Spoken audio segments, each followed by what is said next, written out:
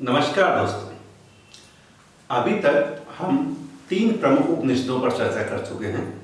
ईशावास्य उपनिषद, मुंडकोपनिषद और केनोपनिषद। आज हम एक और उपनिषद पर चर्चा करने जा रहे हैं जिसका नाम है कठोपनिषद। कठोपनिषद का संबंध यजुर्वेद से है। इस उपनिषद में कुल 2 अध्याय हैं। प्रत्येक अध्याय में 3-3 वल्लियां हैं। वल्लियां मतलब उसके भाग, तो कुल मिलाकर 6 वल्ली में ये उपनिषद रचित है।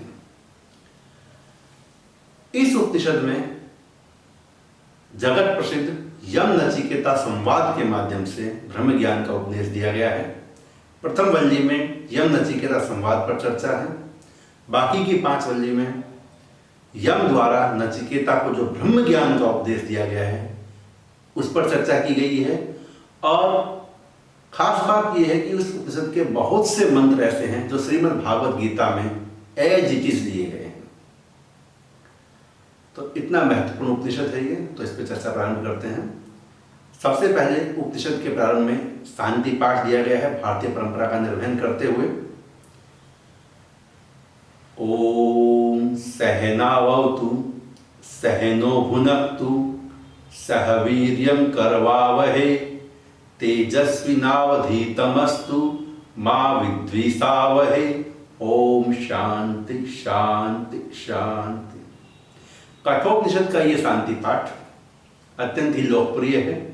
सामान्यतः सभी लोग जो हिंदू धर्म को मानने वाले हैं, भारतीय परंपरा को मानने वाले हैं, उन्हें ये शांति पाठ आता है। आज इसका हम अर्थ सही समझते हैं।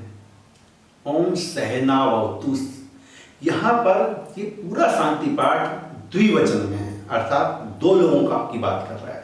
जो भी बात करते हैं कि हे परमपिता परमात्मा, आप हम दोनों की, हम दोनों यानी गुरु और शिष्य, वक्ता और श्रोता, या जिसके लिए भी आप प्रार्थना करते हैं, खुद के लिए और दूसरे के लिए, आप हम दोनों की साथ साथ रक्षा करें।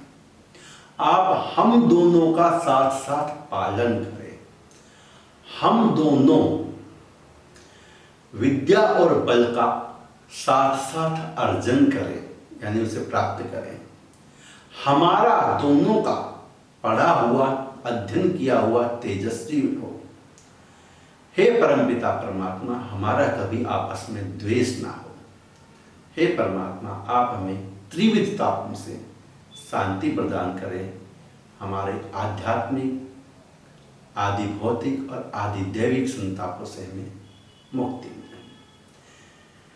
अगर इस शांति पाठ को देखें तो ये इस शांति पाठ में प्रार्थना करने वाला उपासक सिर्फ अपने लिए नहीं मांगता है, वो सबके लिए मांगता है, वो सामने वाले के लिए भी मांग रहा है।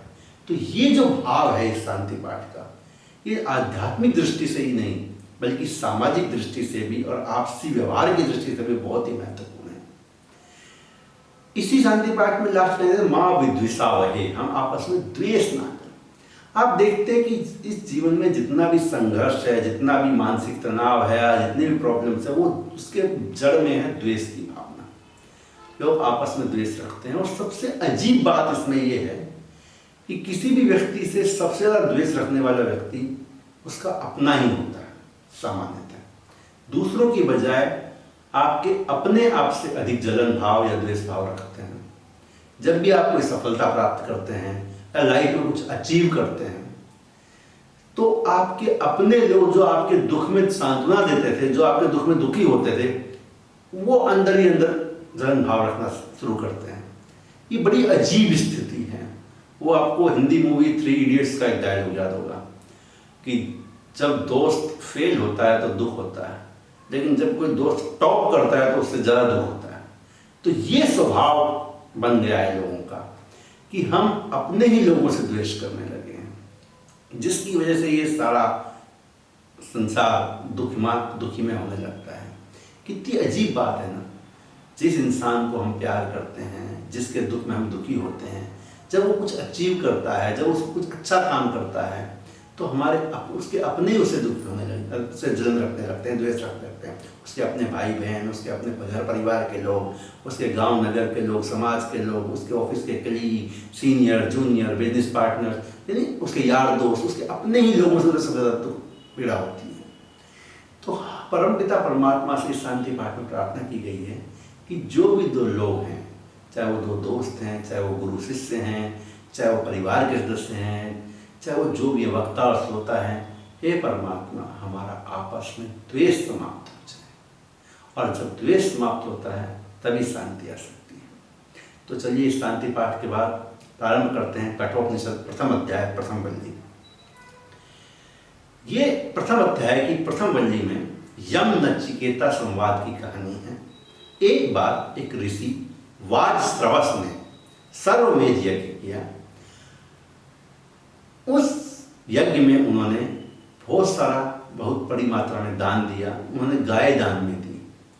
लेकिन जब उनका पुत्र आया तो उसके पुत्र का नाम था नचिकेता। नचिकेता ने देखा कि मेरे पिता यज्ञ में जो गाय दान में दे रहे हैं वो गाय बूढ़ी हैं, वो अब दूध नहीं देती हैं, उनमें से बहुत सी बीमार हैं, तो वो किसी काम की नहीं है। तो उसे बड़ा दुख होता है कि ऐसे यज्ञ का क्या फायदा। दान तो वो है जो हम उस चीज को दान में दें जो चीज हमारे लिए उपयोगी है, जो चीज हमें प्रिय है। जो चीज किसी काम की नहीं है, जिस चीज को हमें फेंकना ही है, अगर आप वो चीज दान में दे रहे हो तो वो सच्चा दान नहीं है। तो नचिकेता को बहुत दुख होता है कि उसके पिता जो दान कर रहे हैं वो कोई उपयोगी या प्रिय चीज का दान नहीं कर रहे, वो उन चीजों का दान कर रहे हैं जो वेस्ट है। वो गाय दे रहे हैं जो किसी काम की नहीं है, दूध भी नहीं देती है। तो नचिकेता अपने पिता को कहते हैं कि पिताजी आप उन चीजों को दान में दीजिए जो आपको प्रिय है, जो आपके लिए उपयोगी है। आप अपनी किसी प्रिय वस्तु का दान दीजिए। शुरुआत में उसके पिताजी उसकी बात पर ध्यान नहीं देते हैं, लेकिन वो जिद करता है नचिकेता, नहीं आप अपनी किसी प्रिय वस्तु को दान में दीजिए। तो थोड़ी देर बाद उनके पिताजी को गुस्सा आ जाता है और वो कहते हैं ठीक है, मुझे सबसे ज्यादा प्रिय तुम ही हो, मैं तुम्हें दान में देता हूँ। नचिकेता को कोई दुख नहीं होता, बड़े विनम्र भाव से पिताजी से पूछते हैं कि आप मुझे किसको दान में देते हैं। पिताजी भी गुस्से में हैं। गुस्से में पिता कहते हैं मैं तुझे यम को दान देता हूँ, जा मैं तुझे मृत्यु को सौंपता हूँ। नचिकेता को कोई फर्क नहीं पड़ता। पिता का आशीर्वाद समझकर वो तुरंत यमराज की तरफ, यमलोक की तरफ चल पड़ते हैं, क्योंकि उनके पिता ने उनको मृत्यु को दान में दे दिया। देखिए कितनी महान भारतीय संस्कृति है जहाँ कोई पुत्र अपने पिता से अधिकार की मांग नहीं करता, वो अपने कर्तव्य को निभाने में ध्यान देता है। आप देखिए रामायण को भी देखिए। रामायण में सोचिए अगर राम ने कर्तव्य मांगने का पालन करने की बजाय अपने पिता से अधिकार मांगा होता, उन्होंने कहा होता कि मुझे सिंहासन चाहिए, मैं बड़ा हूं, मेरा अधिकार है, तो क्या राम भगवान बन पाते? नहीं। अगर आप अधिकार मांगोगे तो सिर्फ अधिकार ही पा पाओगे, लेकिन अगर आप कर्तव्य निभाओगे तो आपको अधिकार भी मिल जाएगा और आप भगवान बन जाओगे। राम ने यही किया, उन्होंने कर्तव्य निभाया। कर्तव्य निभाने से वो भगवान बने और समय के साथ उन्हें अयोध्या का सिंहासन भी मिल गया। तो यही चीज नचिकेता को देखिए, पिता गुस्से में है, क्रोध में आकर कह दिया जा मैं तुझे मृत्यु को दान में देता हूं। नाराज नहीं हुए, दुखी नहीं हुए, पिता ने दान में दे दिया तो दे दिया, चल पड़े यमलोक की तरफ, पहुंच गए यमलोक। देखिए ये जो कहानियां हैं ये सब कहानियां माध्यम है, रूपक है ज्ञान का संदेश देने का। तो यहाँ यमराज के पास जाते हैं नचिकेता, वहां पहुंचते हैं तो पता चलता है कि यमराज वहां पर है ही नहीं। गेट पे द्वारपाल उन्हें रोक लेता है, कहता है कौन हो तुम, किस लिए आए हो? कहते हैं जी मेरे पिता ने मुझे यमराज को दान में दिया है तो मैं यहाँ आया हूँ। तो द्वारपाल बड़ा चकित होता है, बोले तुम्हारी किस्मत अच्छी है, यमराज यहाँ नहीं है, वो मृत्यु के देवता हैं, चले जाओ, बढ़िया है, बच जाओगे। नचिकेता कहते नहीं, मैं तो उनको दान में दिया जा चुका, मैं तो उनके पास ही रहूँगा। द्वारपाल समझाता है कि चले जाओ भाई, मौत के सामने कौन आता है? बट नहीं, यमराज बोलते नहीं, नचिकेता बोलते नहीं, मैं तो यमराज की प्रतीक्षा करूँगा। तो नचिकेता वहीं पर भूखे प्यासे 3 दिन तक यमराज की प्रतीक्षा करते हैं। 3 दिन बाद यमराज लौटते हैं, देखते हैं कि ये कौन है बालक जो जहाँ मेरी प्रतीक्षा कर रहा है। द्वारपाल बताता है कि ऐसे ऐसे ये कहानी है और ये 3 दिन से भूखा प्यासा आपका वेट कर रहा है। यमराज को बड़ा आश्चर्य होता है, जिसके नाम से लोग कांपते हैं, डरते हैं और ये छोटा सा बच्चा यहाँ पर मेरी प्रतीक्षा कर रहा है मौत से मिलने के लिए। यमराज को बड़ा आश्चर्य होता है। यमराज नचिकेता से कहते हैं कि मैं तुमसे बहुत प्रसन्न हूँ, तुमने 3 दिन भूखे प्यासे रहकर यहाँ मेरी प्रतीक्षा की है, मैं तुम्हें 3 वरदान देता हूँ, जो चाहे मांग लो। यमराज और साथ ही साथ मैं तुम्हें मृत्यु से भी मुक्त करता हूँ, मैं तुम्हारा दान का स्वीकार करता हूँ और उसके बाद तुम्हें मुक्त करता हूँ। अब तुम कोई भी 3 चीज मांग लो। नचिकेता पहला वरदान मांगते हैं कि सबसे पहले तो मेरे पिता का गुस्सा शांत हो जाए, वो मुझसे नाराज ना रहे। देखिए भारतीय संस्कृति की महानता, जो पिता उन्हें मृत्यु को सौंपते हैं, पुत्र नाराज नहीं होता, वो यही मांगता है कि मेरे पिता की नाराजगी दूर हो जाए। यमराज कहते हैं तथास्तु, तुम जब लौटोगे तो तुम्हारे पिता तुम्हें गले लगा लेंगे, तुम्हारा आलिंगन करेंगे, तुमसे नाराज नहीं रहेंगे। दूसरा वरदान मांगो। यमराज को लगा कि ये बालक कुछ खेल खिलौने या भोगविलास के साधन मांगेगा। नहीं, नचिकेता मांगते हैं कि मुझे बताइए वो विद्या बताइए जिससे स्वर्ग प्राप्ति होती है। यमराज बड़े प्रसन्न होते हैं कि ये छोटा सा बच्चा भौतिक चीजें मांगने की बजाय आध्यात्मिक बातें कर रहा है, स्वर्ग प्राप्ति का साधन मांग रहा है। तो यमराज उसे स्वर्ग प्राप्ति का रास्ता बताते हैं। वो बताते हैं कि किस प्रकार यज्ञ करना चाहिए, किस प्रकार यज्ञ की वेदी बनानी चाहिए, किस प्रकार उसमें आहुति दी जानी चाहिए, कौन से समय आहुति दी जानी चाहिए, कौन से वेद का किस तरह पाठ करना चाहिए और किस तरह यज्ञ की अग्नि को प्रज्वलित करके उसमें आहुति दी जानी चाहिए। और यमराज बहुत खुश होते हैं इस चीज से और वो नचिकेता को कहते हैं कि मैं तुम्हें एक एक्स्ट्रा वरदान अपनी तरफ से देता हूँ कि आज के बाद यज्ञ में जो अग्नि प्रज्वलित होती है वो अग्नि तुम्हारे नाम से जानी जाएगी, इसे लोग नचिकेत अग्नि कहेंगे। तो तब से उसके बाद से आज यज्ञ में जो भी हम यज्ञ करते हैं उसमें जो अग्नि प्रज्वलित की जाती है उसे नचिकेत अग्नि कहा जाता है। तो ये एक अतिरिक्त वरदान यमराज की तरफ से नचिकेता को मिलता है।